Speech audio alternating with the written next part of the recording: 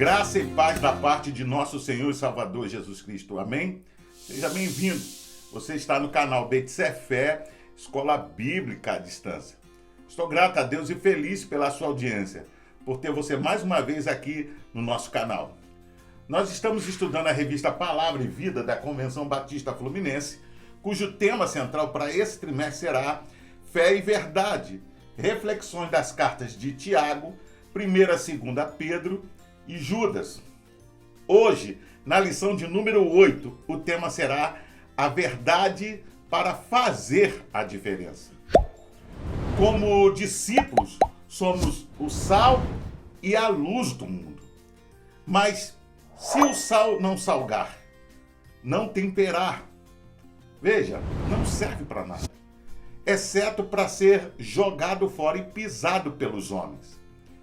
De modo semelhante, Pedro referiu-se ao privilégio dos cristãos de proclamar as virtudes daquele que vos chamou das trevas para a sua maravilhosa luz. Ser diferente não é ser simplesmente conhecido como evangélico. Ao contrário, é ter a postura de um discípulo que anda com Deus e reflete esse andar nos seus relacionamentos. É mais que comportamentos padronizados, você compreende? Repetidos de forma instintiva, mas sim, fruto da vida de santidade exigida pelo Senhor, como nós vimos na lição anterior. Vamos ler a Bíblia em 1 Pedro, capítulo 2, versículo 21 ao 25. Para isso vocês foram chamados, pois também Cristo sofreu no lugar de vocês, deixando-lhes exemplo para que sigam seus passos. Ele não cometeu pecado algum e nenhum engano foi encontrado em sua boca. Quando insultado, não revidava. Quando sofria, não fazia ameaças, mas entregava-se àquele que julga com justiça. Ele mesmo levou em seu corpo os nossos pecados sobre o madeiro, a fim de que morrêssemos para os pecados e vivêssemos para a justiça.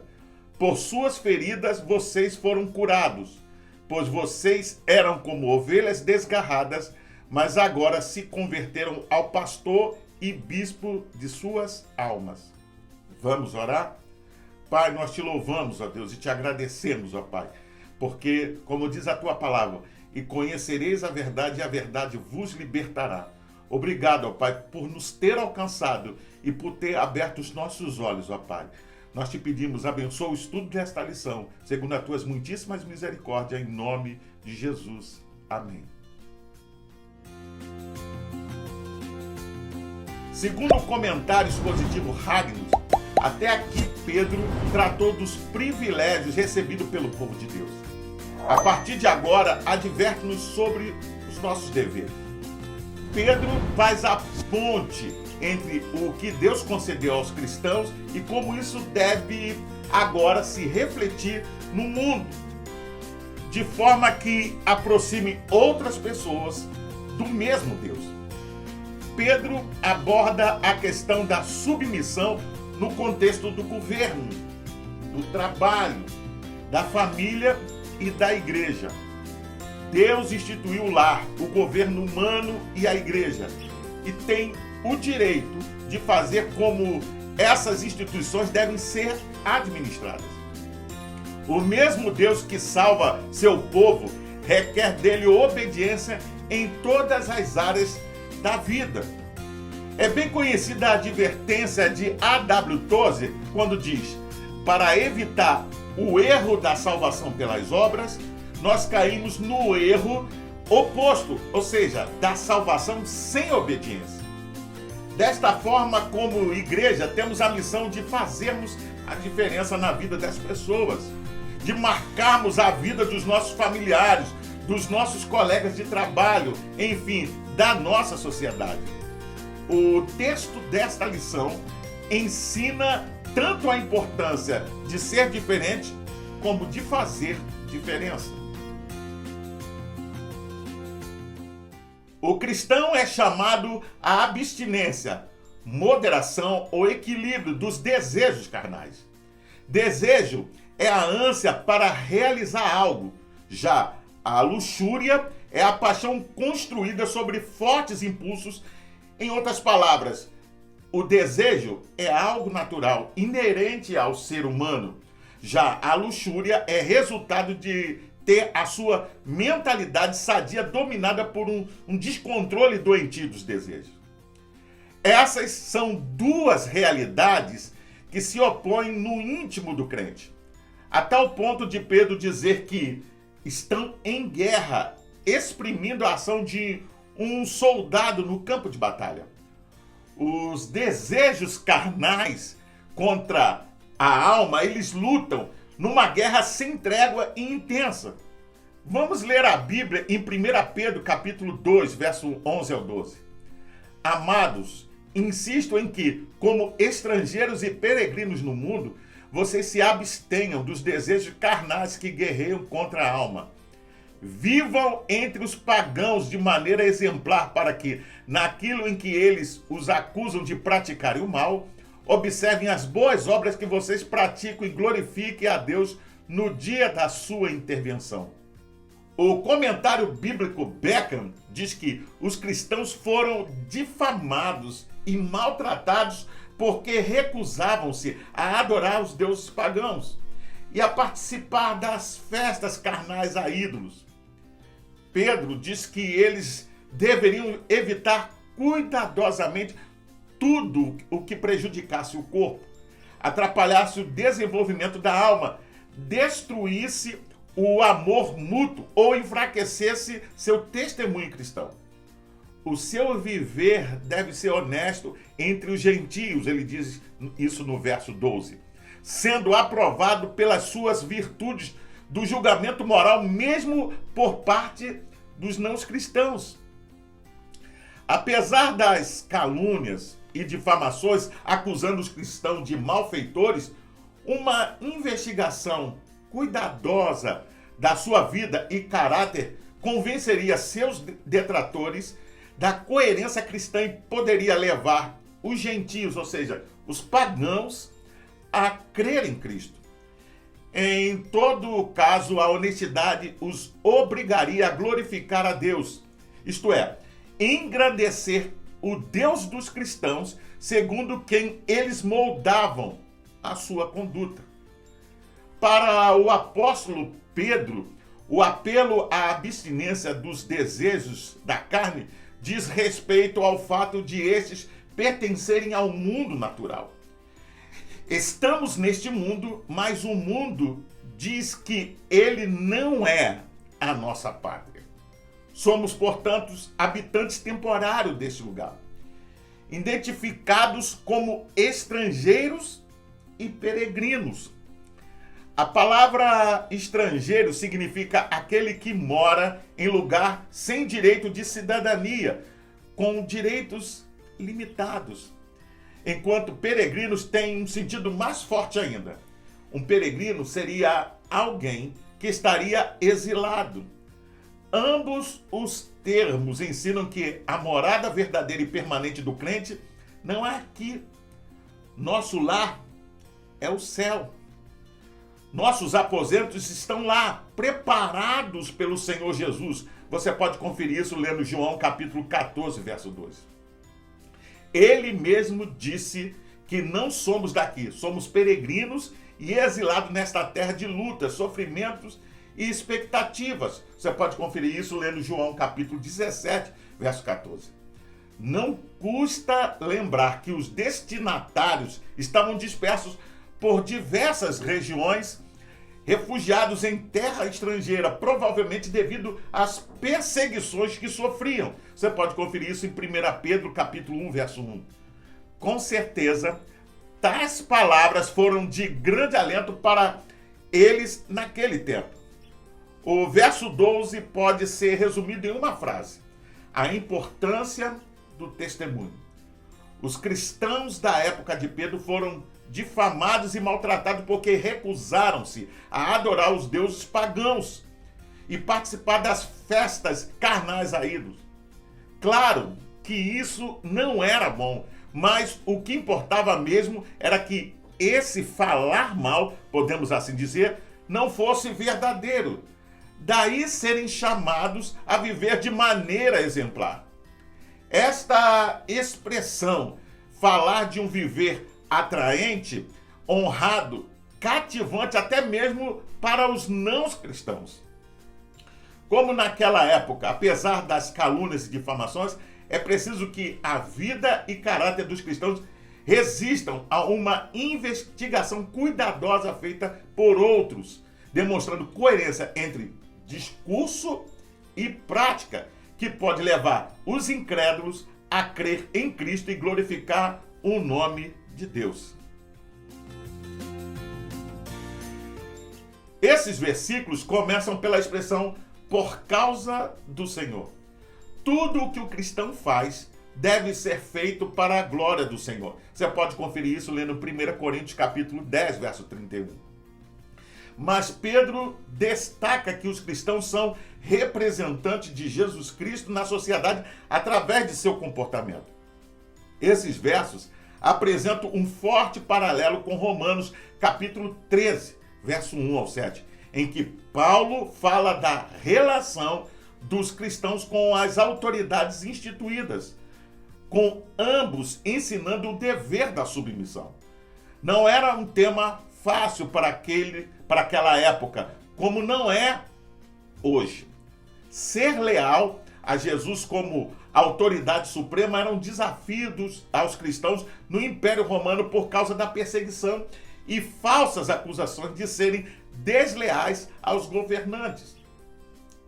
Embora fossem estrangeiros e peregrinos, deveriam ser submissos às autoridades civis, que eram instrumentos de Deus e exerciam poder pela permissão dele. O verbo sujeitar no texto grego é submeter-se voluntariamente às autoridades, sem, no entanto, indicar obediência cega. Mesmo exercendo o direito de serem críticos, os crentes em Jesus Cristo precisam ser os melhores cidadãos, não porque lhes convém ou porque são partidários de determinada ideologia ou pessoa no poder, mas por amor e submissão a Deus. O crente deve cooperar com as autoridades para a promoção do bem-estar de todos, evitando a confrontação desordeira. Submissão à autoridade civil é uma regra geral, mas há exceções, quando as leis humanas conflitam com a consciência iluminada pelo Espírito Santo. Em casos assim, o próprio Pedro é um exemplo do que deve ser feito, bem como Daniel e seus amigos. Antes de continuar, vamos ler a Bíblia em Romanos, capítulo 13, verso 1 ao 5. Todos devem sujeitar-se às autoridades governamentais, pois não há autoridade que não venha de Deus. As autoridades que existem foram por ele estabelecidas. Portanto, aquele que se rebela contra a autoridade está se colocando contra o que Deus instituiu, e aqueles que assim procedem trazem condenação sobre si mesmo, pois os governantes não devem ser temidos, a não ser pelos que praticam o mal. Você quer viver livre do medo da autoridade? Pratique o bem, e ele o enaltecerá, pois é serva de Deus para o seu bem. Mas se você praticar o mal, tenha medo, pois ela não porta a espada sem motivo. É serva de Deus, agente da justiça para punir quem pratica o mal. Portanto, é necessário que sejamos submissos às autoridades, não apenas por causa da possibilidade de uma punição, mas também por questão de consciência.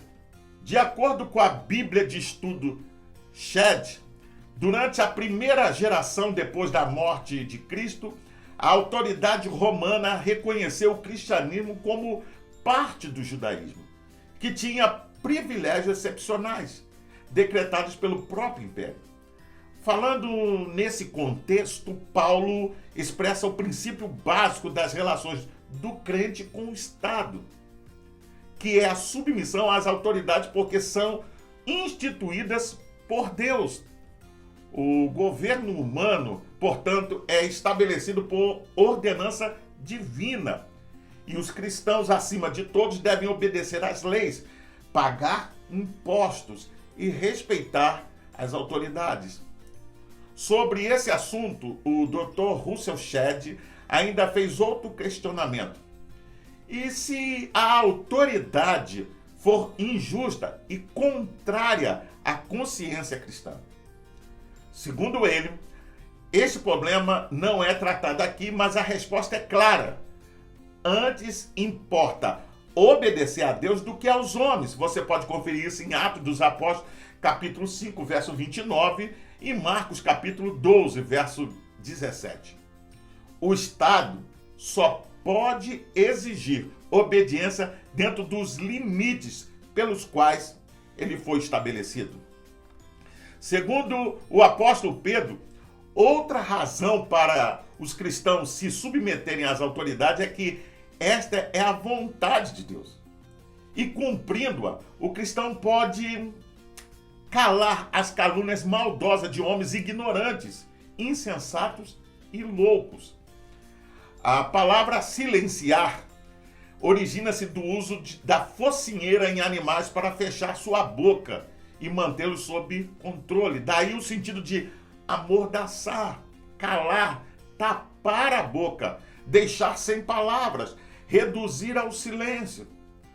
Portanto, o cristão precisa ter um comportamento público exemplar, a fim de silenciar as autoridades, as afrontas irracionais do que os confrontam quanto ao seu caráter. A obediência que a verdadeira santidade produz cumpre a vontade de Deus, que sempre envolve uma vida irrepreensível. No verso 16, o texto introduz o assunto da liberdade, que à primeira vista parece não se encaixar na sequência do pensamento. No entanto, é só olhar para os versos 13 a 15 que percebemos a ligação do tema submissão com liberdade. É uma relação refinada esta, pois o cristão é o ser mais livre que existe sobre a terra, inclusive na sua relação com as autoridades e a sociedade. Como ser livre, ele decide ser submisso, ter uma vida honrada por amor e obediência a Deus.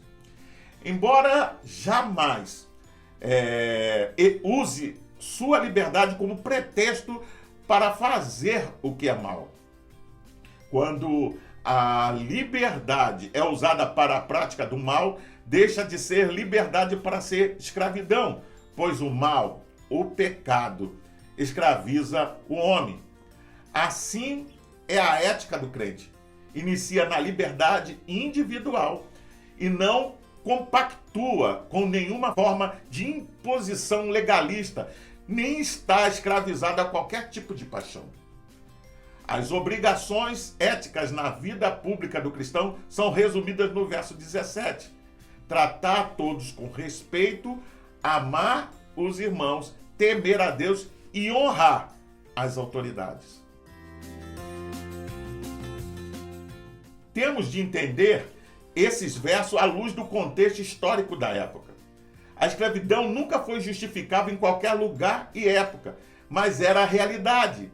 E mesmo ilegal, ainda acontece na época de Pedro, e o desafio era tanto para o escravo ou o servo empregado, como para o senhor ou patrão.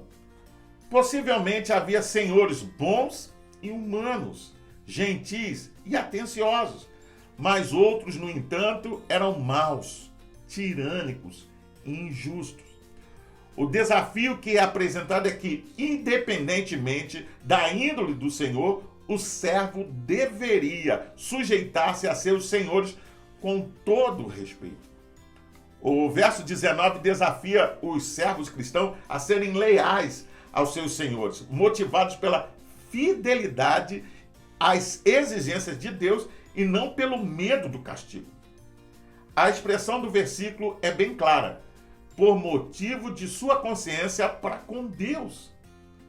A palavra consciência diz respeito ao que une a consciência moral e espiritual como parte de ser criado à imagem divina.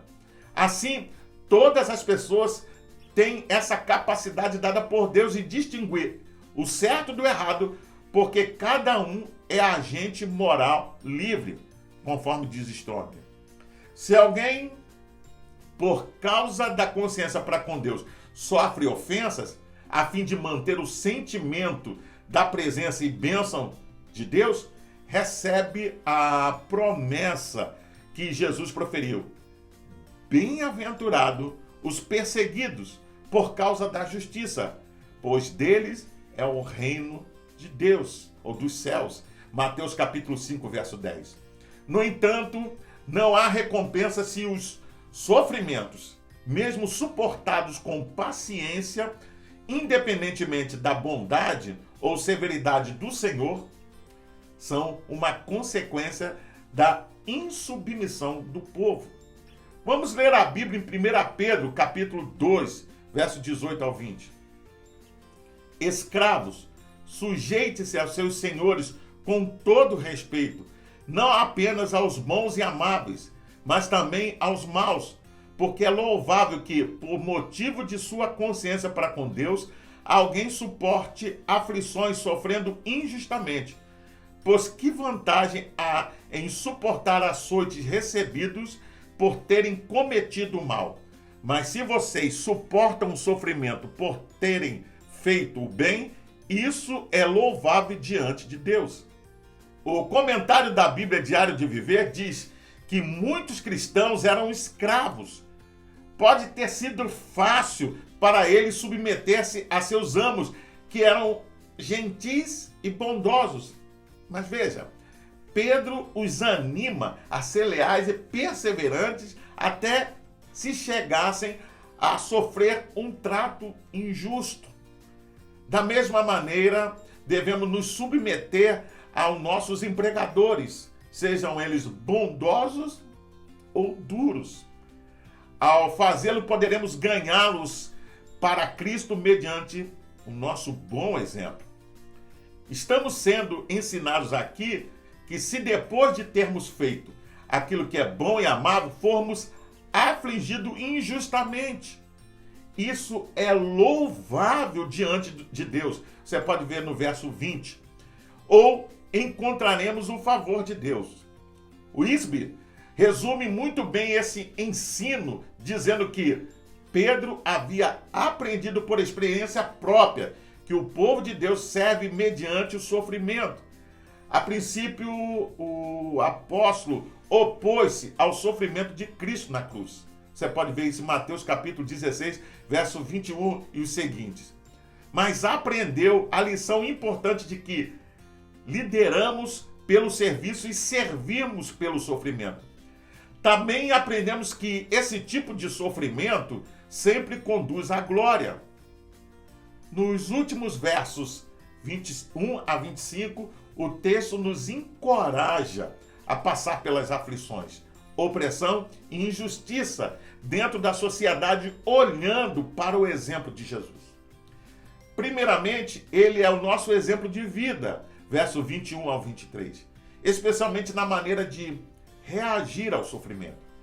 Mesmo sendo irrepreensível em palavras e atos, sofreu nas mãos das autoridades, demonstrando que uma pessoa, mesmo sofrendo injustamente, pode estar no centro da vontade de Deus e ser amada por ele.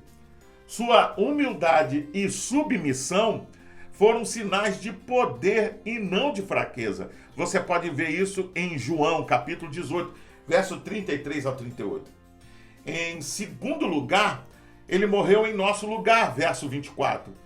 Este versículo é uma referência clara ao servo sofredor de Isaías 53, que nos mostra os surpreendentes paradoxos da cruz. Jesus foi ferido para que pudéssemos ser curados. Morreu para que pudéssemos viver.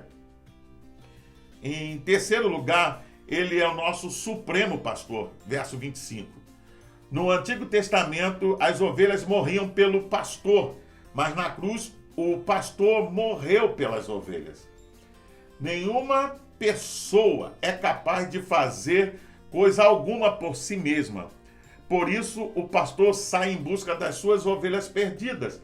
Você pode ver isso em Lucas, capítulo 15, verso 1 ao 7. Não apenas procurou por suas ovelhas e morreu por elas. Colocadas de volta na segurança do aprisco, somos guardados para não voltarmos novamente para a vida de pecado. Cristo se torna então o exemplo perfeito para todos os sofredores de todas as épocas. Isto é, para nós nesse tempo também. Mesmo sem pecar, suportou os sofrimentos com paciência, como o substituto do homem, sendo exemplo de que é possível uma vida piedosa e nos sujeitando a senhores humanos e principalmente ao Senhor soberano. Assim, nos tornando mais semelhantes a Jesus. Para encerrar, cito a história do psiquiatra judeu Viktor Frankl, que foi prisioneiro nos campos de extermínio da Alemanha nazista. Ele passou por experiências tão repugnantes, torturas e humilhações indescritíveis, que ao senso comum humano, não é? A nossa decência é difícil até de mencioná-las. Com exceção da irmã, a sua esposa e família inteira foi exterminada. Um dia, nu e sozinho, em um pequeno quarto, ele começou a tomar consciência do que mais tarde ele chamou da última das liberdades humanas. Ou seja, a liberdade que seus carrascos nazistas não podiam tirar dele. Eles podiam controlar completamente tudo ao seu redor. A situação, o ambiente. Podiam fazer o que quisesse com o seu corpo. Mas o próprio Viktor Frankl era um ser dotado de autoconsciência e podia, veja bem, atuar como observador do seu próprio destino. A sua identidade básica, por assim dizer, estava intacta. Ele podia decidir dentro de si como aquilo tudo iria afetá-lo, entre o que acontecia com ele ou o estímulo e a sua reação com tudo aquilo que estava ali afetando. Ele estava dessa forma em liberdade e podia escolher qual seria então essa reação. Por fim, ele acabou se tornando uma fonte de inspiração, não só para aqueles que estavam ao seu redor, mas até para alguns dos seus guardas, aqueles que foram seus carrascos. Ajudou os outros a encontrar um sentido para o sofrimento e dignidade em sua vida na prisão. Veja bem, da mesma forma, nós aprendemos com as Escrituras e com a Bíblia, e com Jesus, durante o seu ministério, ele nos abriu os olhos e nos mostrou a verdade, deixando também para nós o exemplo. E nos chamou para fazermos a diferença em meio a uma sociedade que estava escravizada pelo pecado. A expressão ser diferente tem um peso no verbo que a compõe, ou seja, ser indica nossa postura pessoal, principalmente como alguém conhecedor da verdade. É o nosso caráter e as nossas atitudes que produzem fruto em nossa forma de ser. Já a expressão fazer a diferença tem um centro no verbo fazer, que indica ação. Portanto, fazer a diferença é a nossa ação em relação ao mundo que está ao nosso redor e as atitudes para com as outras pessoas. Com Pedro, aprendemos que mesmo quando agimos de forma honesta, justa, sem cometer transgressões, mesmo sendo afligidos, temos a consciência que fazemos a vontade de Deus. E com isso, podemos dizer, como diz a palavra, somos bem-aventurados. Para pensar e agir, você tem buscado ser diferente do padrão pecaminoso do mundo? Você está fazendo a diferença onde Deus te colocou? Como você tem se posicionado nas coisas públicas e mediante os poderes que as representam? Seja você patrão ou empregado, tem praticado o bom trato aos seus funcionários e submissão aos seus superiores? Eu convido você a fazer a leitura diária que vai de segunda até domingo, onde você vai encontrar diversos textos que vão te ajudar a entender e a compreender melhor essa lição. Você também pode acessar a revista Palavra e Vida da Convenção Batista Fluminense. Basta acessar o link que vai estar na descrição desse vídeo. Você entra, se cadastra e baixa para o seu tablet, celular ou computador. E não só vai poder rever essa lição, mas acompanhar as futuras lições. Pois bem, eu sou o pastor Carlos Guerra e você está no canal BTCFé, Escola Bíblica à Distância. Hoje nós estudamos a lição de número 8 e o tema foi a verdade para fazer a diferença. Eu gostaria ainda de deixar uma palavra de recomendação a todos aqueles que assistem ao canal e ainda não frequentam nenhuma igreja cristã. Procure uma igreja batista perto da sua casa e faça uma visita. Sem dúvida, você será bem recebido. Caso não haja, procure uma igreja cristã que tenha compromisso com a pregação genuína da palavra de Deus. Para se inscrever, é rápido, é fácil. Basta clicar aqui embaixo. Dá um like, dá um gostei, faça um comentário sobre a lição. Emita a sua opinião. Acione também o sininho para receber as futuras notificações e compartilhe com seus contatos nas suas redes sociais para que mais e mais pessoas tenham acesso ao conteúdo dessa lição. Você também pode ainda ouvir essa lição acessando o podcast da sua preferência. Até o próximo encontro. Fique na paz. Deus te abençoe.